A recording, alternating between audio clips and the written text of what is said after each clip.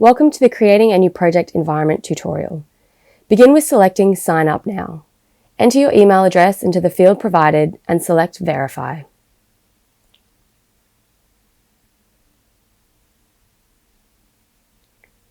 You will receive an email with a verification code. Please copy and paste this into the field provided.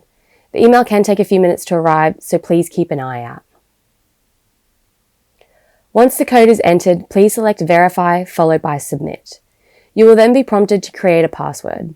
Please note that your password must be between 8 and 64 characters and must have at least 3 of the following: a lowercase letter, an uppercase letter, a numerical digit, or a symbol.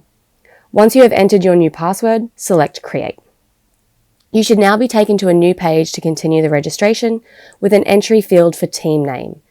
Please enter your desired team name.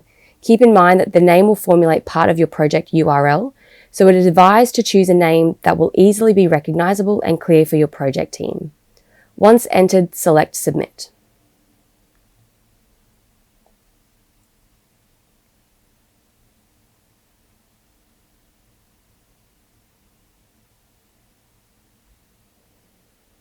You will now be able to log into your new environment and begin using Atlas.